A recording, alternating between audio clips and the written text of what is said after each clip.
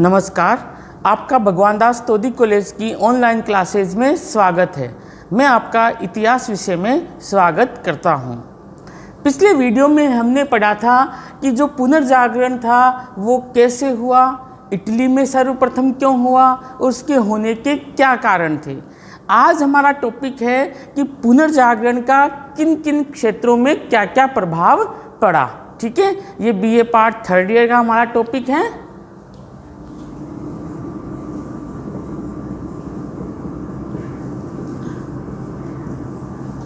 पुनर्जागरण।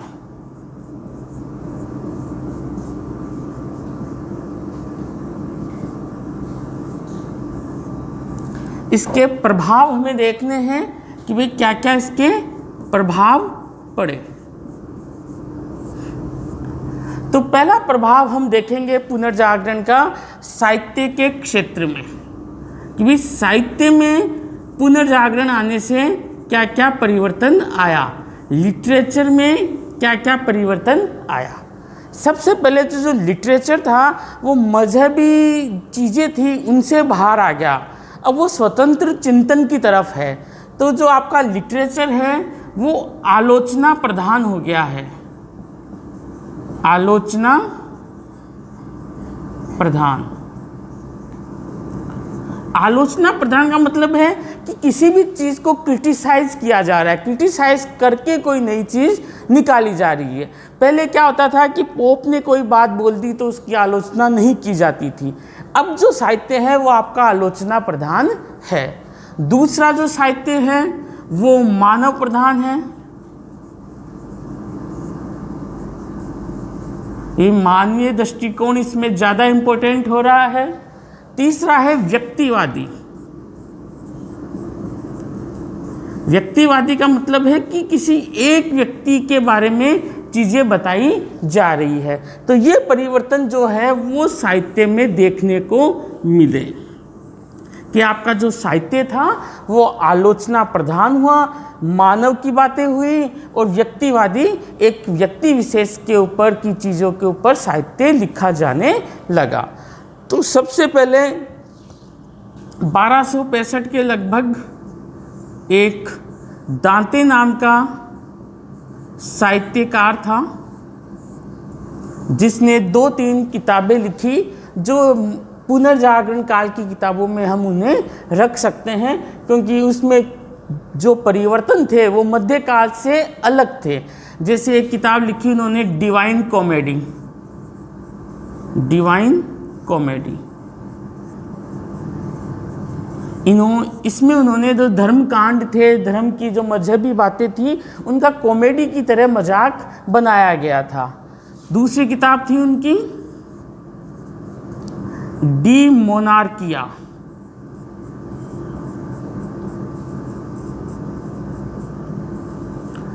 इसमें इन्होंने पहली बार इटली के एकीकरण की बात की थी। ठीक है। तीसरी इनकी किताब थी विता नाव, विता नाव। ये प्रेम गीत थे, प्रेम गीतों का ये संग्रह था, प्रेम गीतों का संग्रह। तो ये एक बहुत बड़ी बात थी कि प्रेम गीत लिखे जा रहे थे, एकीकरण की बातें की जा रही थी, मजहबी सिद्धांतों का मजाक उड़ाया जा रहा था। तो ये जो चीज़ें थी ये पुनर्जागरण के काल में आई और इसलिए इनको पुनर्जागरण का साहित्य के रूप में कहते हैं। दांते को पुनर्जागरण का अग्रदूत भी हम बोलते हैं। इसके बाद में जो पुनर्जागरण के साहित्य में जो इम्पोर्टेंट हैं, जिन्हें मानववाद का पिता भी कहा जाता है, वो है इटली के पेटार्क।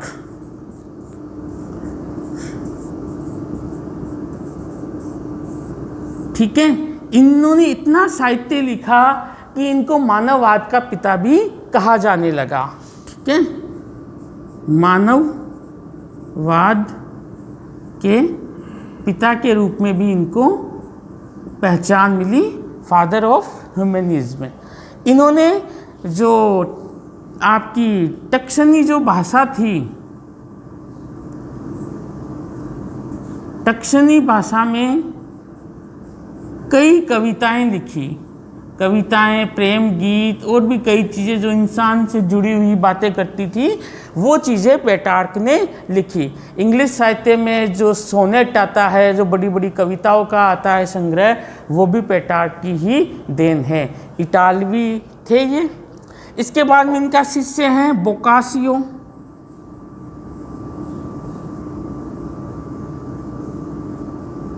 बोकासियो इन्होंने एक 100 कहानियों का संग्रह लिखा था, डेकेमेरोन। डेकेमेरोन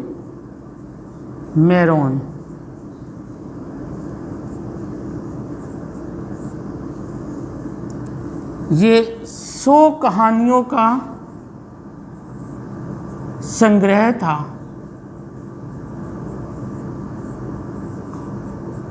ये जो कहानियाँ थी, ये मानव जीवन से जुड़ी हुई कहानियाँ थी सारी की सारी।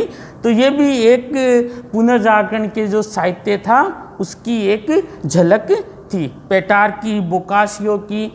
आगे हम अंग्रेजी साहित्य की तरफ चलते हैं। जो साहित्य में आता है, अंग्रेजी साहित्य का जो पिता है चौसर, उनकी तरफ चलते हैं।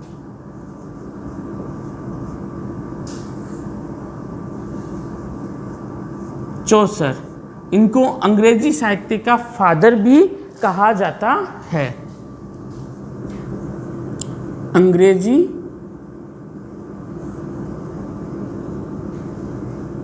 साहित्य का पिता, ठीक है। इन्होंने सक्सनी जो भाषा थी उसका बड़ा कलात्मक प्रयोग किया। सक्सनी भाषा का बड़ा ही कलात्मक प्रयोग किया।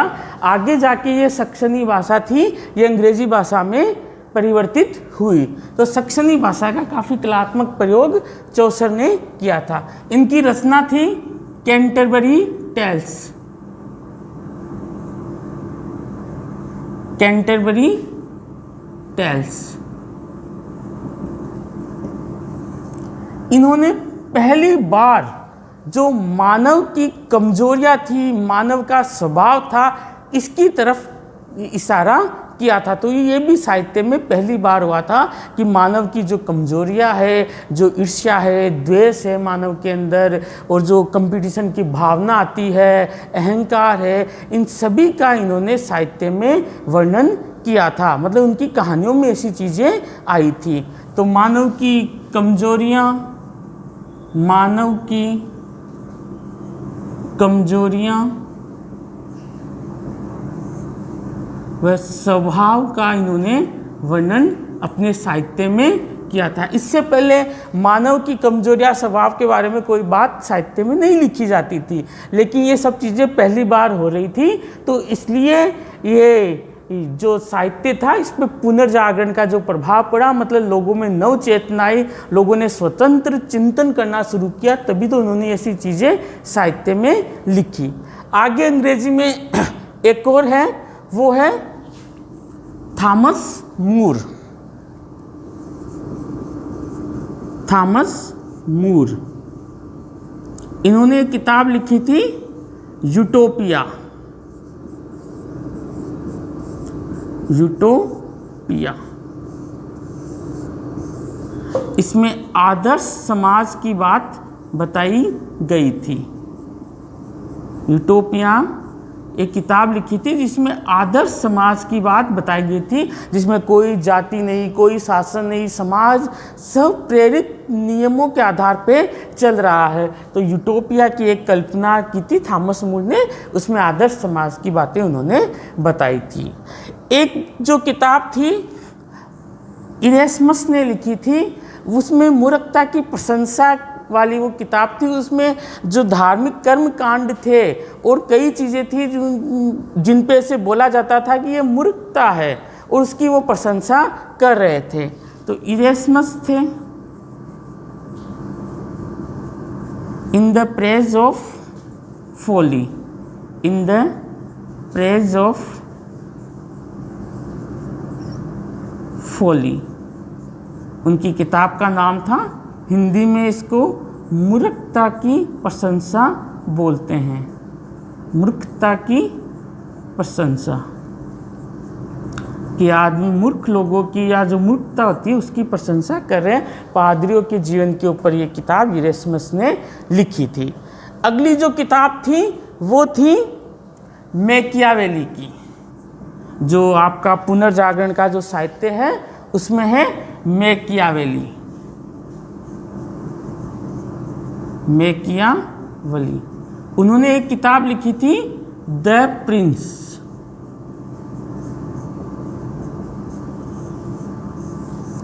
मैकियावेली को आधुनिक चाणक्य भी कहा जाता है। आधुनिक चाणक्य ये इसलिए कहा जाता है क्योंकि ये द प्रिंस जो किताब थी ये राजनीति विज्ञान की किताब थी। इसमें राजनीति विज्ञान के कई नए सिद्धांत इसमें उन्होंने बताए थे। ठीक है, इसलिए मैकियावेली को आधुनिक चाणक्य की संज्ञा भी दी गई है।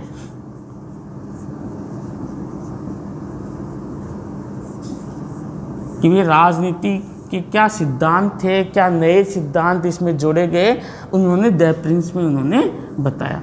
तो ये जो कुछ इम्पोर्टेंट साहित्य है जो कि आपका पुनर्जागरण काल में आया। मेन तो साहित्य आलोचना प्रधान है, मानव प्रधान है और व्यक्तिवादी है। इसमें जो आपका लेखक है दांते हैं, और दांते की ये 3 किताबें हैं। उसके बाद में मानववाद का पिता है पेटार्क, उनकी किताब है। टक्सनी भाषा में उन्होंने कविताएं लिखी। फिर उनका शिष्य है बोकासियो, उनकी डेकेमेरोन किताब है जिन्होंने 100 कहानियों का संग्रह बताया। इसके बाद में आपका चौसर आता है जो अंग्रेजी साहित्य का पिता भी है, क्योंकि सक्सनी भाषा का कलात्मक रूप से इन्होंने प्रयोग किया था। इनकी किताब का नाम कैंटरबरी टेल्स है। इन्होंने पहली बार मानव की कमजोरियां, स्वभाव, इनके बारे में चर्चा की थी। फिर आता है आपका मैकियावेली, जिन्होंने द प्रिंस किताब लिखी और उसमें आधुनिक चाणक्य की इनको संज्ञा दी गई। फिर आपका थॉमस मूर हैं, जिन्होंने आदर्श समाज की कल्पना की, यूटोपिया की किताब इन्होंने लिखी। लेकिन हम साहित्य में एक लेखक का यदि हम वर्णन नहीं करेंगे तो पुनर्जागरण का साहित्य उनके सामने अपने आप को बोना समझेगा। ठीक है, वो है शेक्सपियर। तो शेक्सपियर भी पुनर्जागरण के साहित्य में ही आते हैं।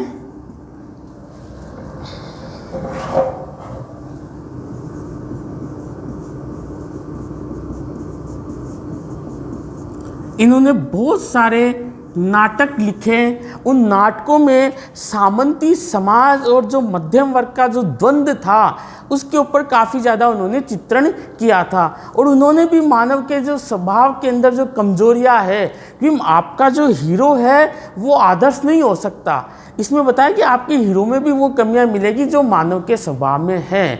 हीरो भी आपका ईर्ष्या वाला होगा, शक करने वाला होगा। तो ये सारी चीज़ें शेक्सपियर ने अपने नाटकों में चित्रण उनका किया था। उनके मेन नाटक थे रोमियो जूलियट, जो कि एक लव स्टोरी थी।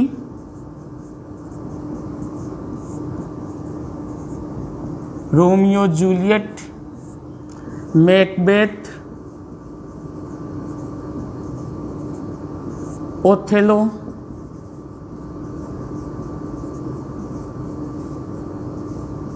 ए मर्चेंट ऑफ वेनिस,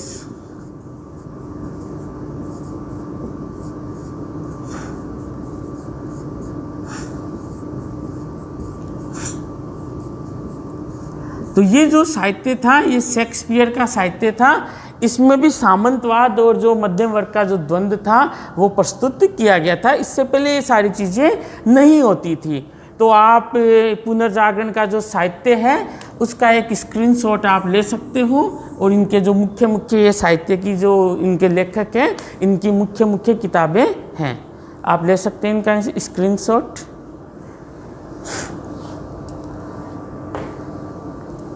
आगे हम चलते हैं कि पुनर्जागरण का कला पर क्या प्रभाव पड़ा।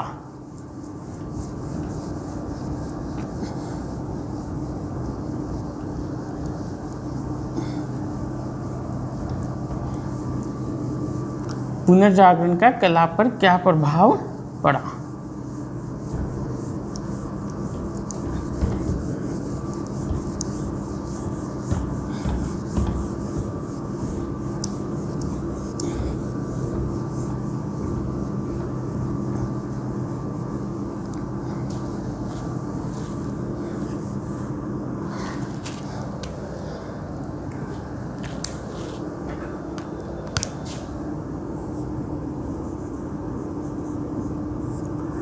कला या आर्ट पर पुनर्जागरण का क्या प्रभाव पड़ा। आर्ट जो थी वो प्रत्येक शैली में एक स्वतंत्र शैली उनकी पनपी, चाहे चित्रकला लो, चाहे स्थापत्य कला लो, चाहे मूर्ति कला लो, उसमें एक स्वतंत्र शैली का विकास इस आर्ट में पुनर्जागरण की वजह से हुआ। इससे पहले जो आर्ट थी वो मजहबी सिद्धांत और जो सामंतवादी कल्चर थी उससे जकड़ी हुई थी, लेकिन पुनर्जागरण होने से इन्होंने स्वतंत्र चिंतन विकसित किया और वो चीज़ कला पर भी देखने को मिली। तो पहली है हमारी चित्रकला।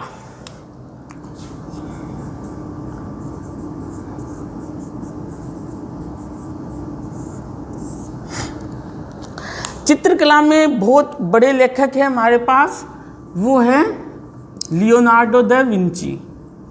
लियोनार्डो दा विंची, इन्होंने चित्र बनाया था द लास्ट सपर,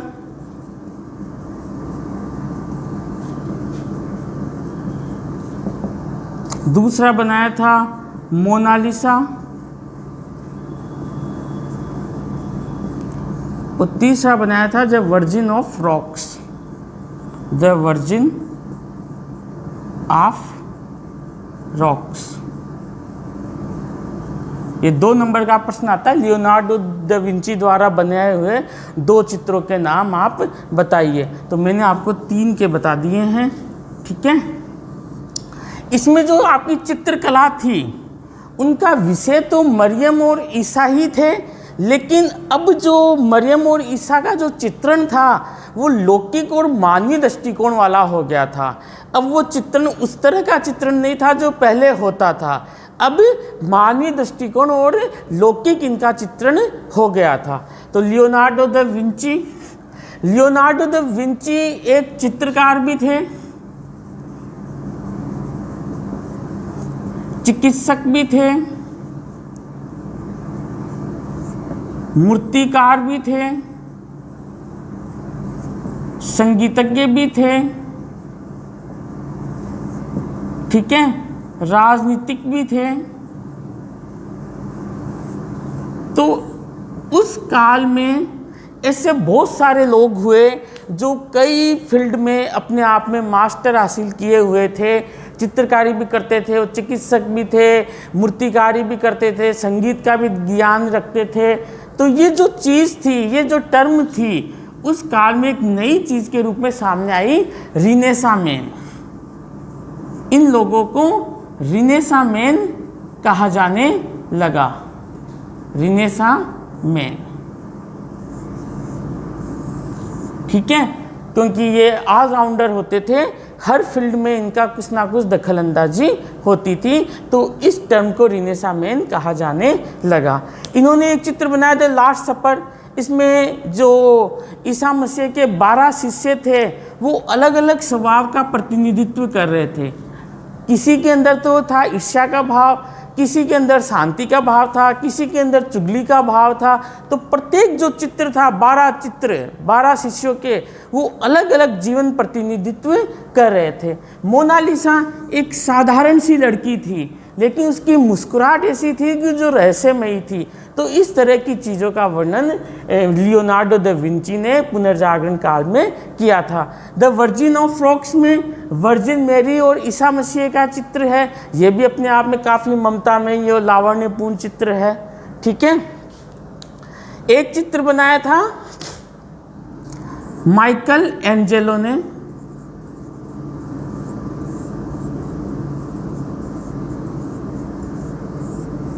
इन्होंने पेटा का चित्र बनाया था जो बहुत बड़ा चित्र था।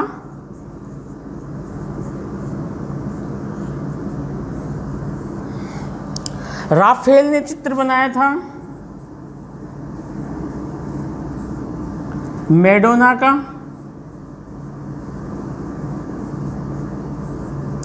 ये अद्भुत नारीत्व का चित्र था, जो जीती जागती जो नारी के सौंदर्य का जो चित्र था वो राफेल ने मैडोना में बनाया था। एक टिशियन ने बनाया था टीसीए ने दस्ताने पहने हुए व्यक्ति का चित्र बनाया था।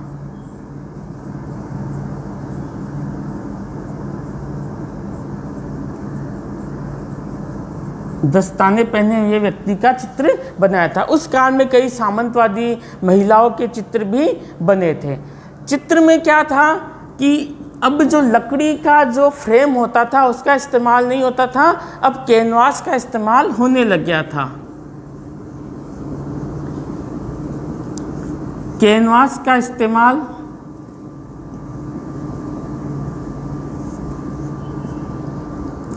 एक इसमें तेल चित्रों का इस्तेमाल होने लग गया था।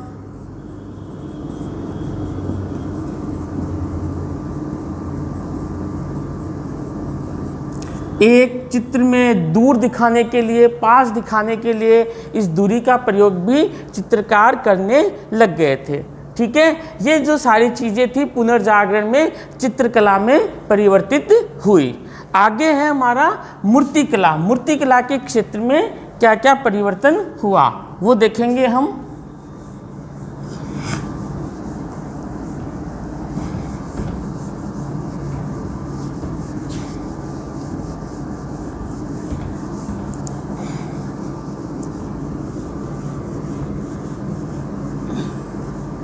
मूर्तिकला में जो माइकल एंजेलो थे,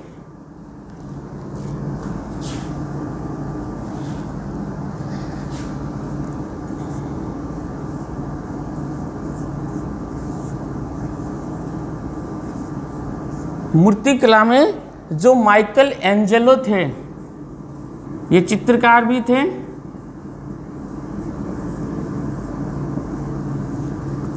उन्होंने वेटिकन सिटी का जो चर्च था, वेटिकन सिटी जहाँ पे पोप रहते थे, सर्वोच्च धर्मगुरु ईसाइयों के, वहाँ पे जो सिस्टाइन चर्च था,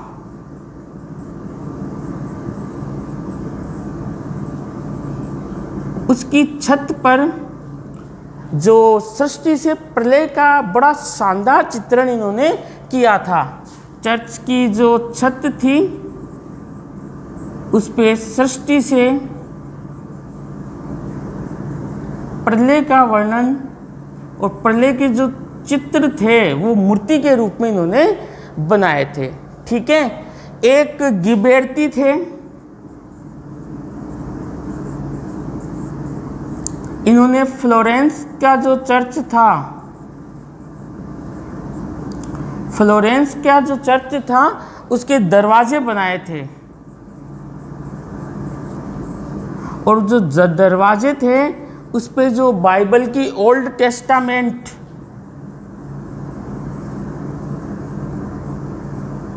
ओल्ड टेस्टामेंट के जो विषय थे उनका वर्णन इन्होंने किया था। और इनके जो प्रशंसा में माइकल एंजेलो ने कहा था कि ये दरवाजे स्वर्ग के दरवाजे पे लग सकते हैं। मतलब इतने ज़ोरदार थे कि माइकल एंजेलो ने कहा कि ये दरवाजे स्वर्ग के द्वार पर लग सकते हैं। तो मूर्तिकला में भी ये परिवर्तन हुए।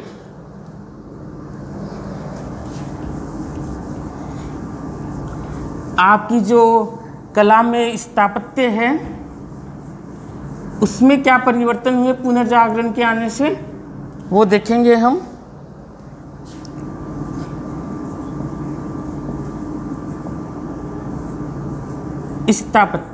स्थापत्य में पुनर्जागरण के आने से जो परिवर्तन हुए उसमें एक तो रोम की सभ्यता थी, एक यूनान की सभ्यता थी। तो इन दोनों का मिक्स पुनर्जागरण में हुआ। जैसे यूनान की सभ्यता से तो क्षैतिज चीज़ें ली गई, क्षैतिज और स्तंभ लिए गए, और रोम की सभ्यता से इन्होंने मेहराब और गुंबद और विशालता, ये तीन चीज़ें रोम से ली और ये दो चीज़ें यूनान से ली। इन दोनों को, इन पांचों को मिलाकर अलग से पुनर्जागरण की स्थापत्य बना। तो पुनर्जागरण में जो भी चर्च बने, गिरजा सेंट पीटर चर्च था, और फ्लोरेंस के जो चर्च थे वो सब मेहराब, गुंबद और काफ़ी ज़्यादा विशाल स्तंभ और क्षैतिजता लिए हुए थे। तो ये जो परिवर्तन थे ये पुनर्जागरण में हमें देखने को मिले। बाकी के जो प्रभाव थे, आपका विज्ञान पे क्या प्रभाव पड़ा और पुनर्जागरण के क्या क्या परिणाम निकले, वो हम आपको नेक्स्ट वीडियो में बताएंगे। ठीक है, धन्यवाद।